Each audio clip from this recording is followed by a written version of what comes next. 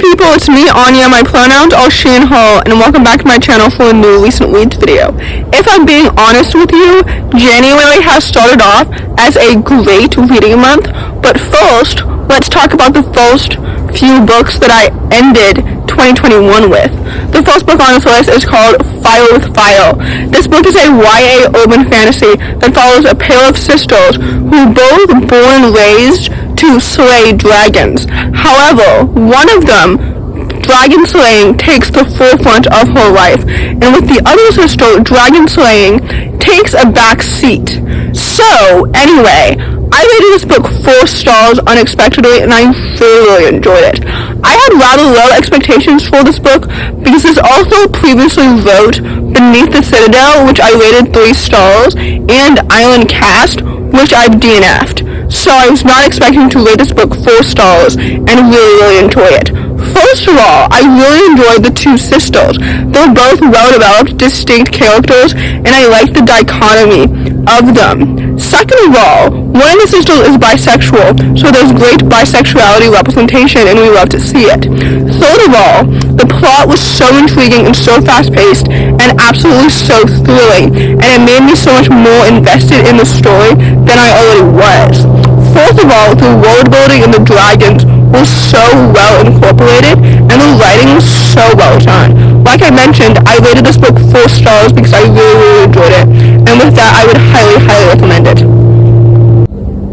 The next book on this list is called Rick. This book is a middle-grade contemporary that follows a young boy that's coming into himself, and it's a coming-of-age story, and it also has questioning aromantic representation and asexual representation. The asexual representation is not questioning, but the aromantic representation is. I don't know if that makes any sense, but basically, this story was so good. I rated it 5 stars because I loved every single second of it. First of all, I loved the aro-ace representation. I think that is so important because too many young queer people are told that they are too young to figure out their sexuality, which is not true at all for any sexuality ever. So I think this story is so timely and it's absolutely so important and necessary. Second of all, the characters were so well developed and so distinct.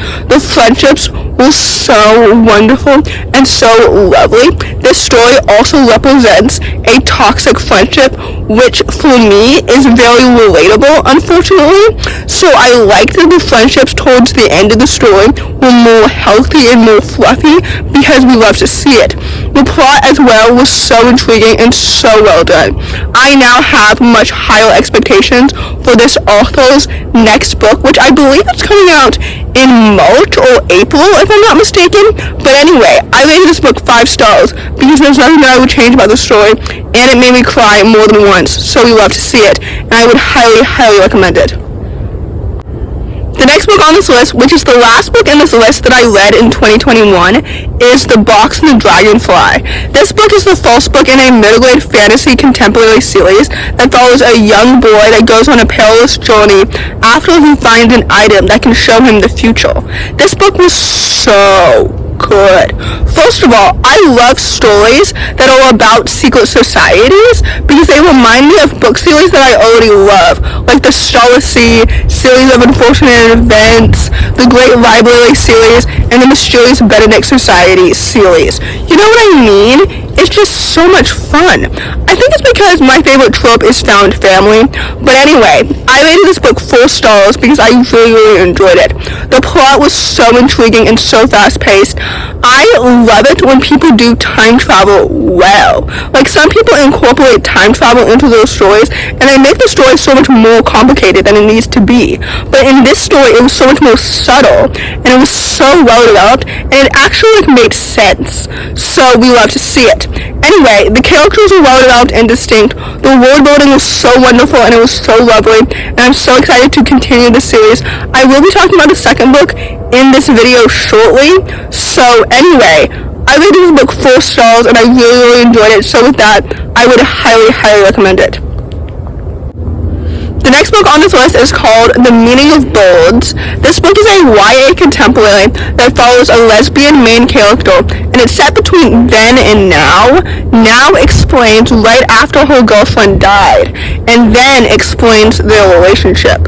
in the past. I don't know if that makes any sense, but basically, I rated this book 4 stars because I really, really enjoyed it. I don't know why, because I've never experienced grief myself, fortunately, but I love stories that center on grief because it makes the story already emotionally driven. Maybe I just like emotionally driven stories.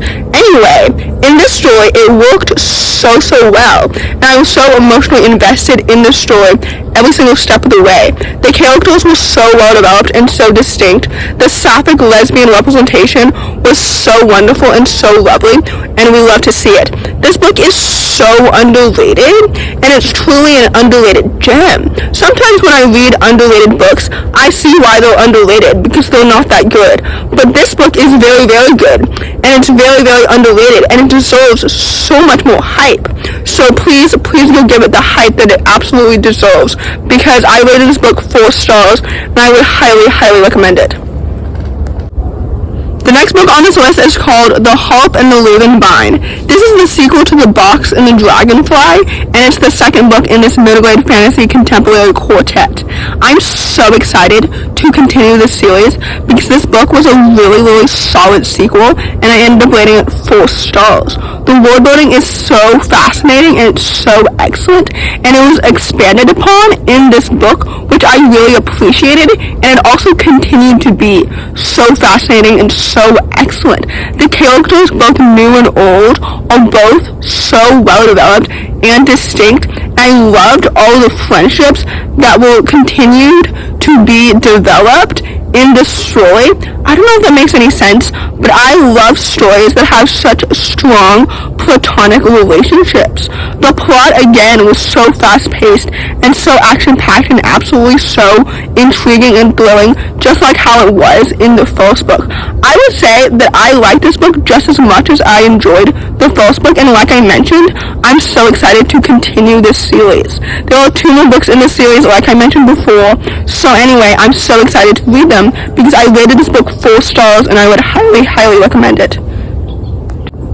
The last book on the list, but certainly not the least, which is also the latest book that I've read this year, is called Here's to Us, which, if you didn't know, is the YA contemporary sequel to What If It's Us, which I read like 4 years ago, if I'm not mistaken.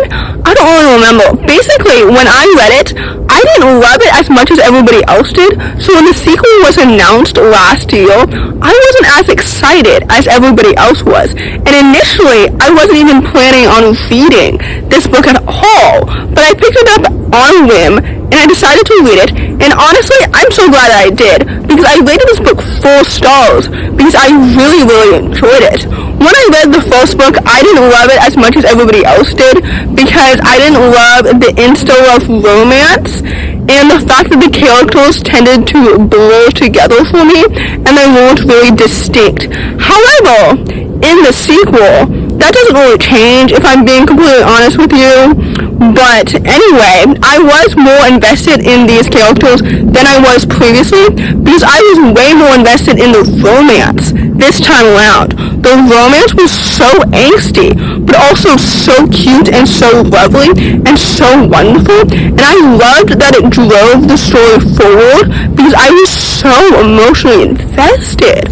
Like, oh my gosh, I didn't know that Adam and Becky were actually good authors, you know what I mean?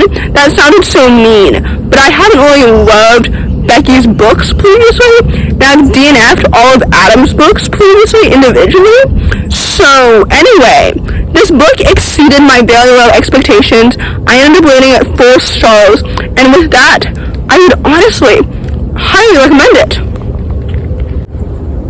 So, in conclusion, I rated all these books 4 stars, with the exception of Lick, which I rated 5 stars, so that book, by default, is my favorite book on this list, and I don't have a least favorite book on this list. Anyway, like I mentioned earlier, January has started off to be a great reading month. However, I do return to school pretty soon, so I don't know if that's going to change anytime soon. But anyway, if you enjoyed this video, please don't hesitate to give it a big thumbs up. Comment down below the mushroom emoji if you made it all the way to the end of the video. Thanks for watching. Subscribe to my channel if you're new. I'll see you in my next video. Bye!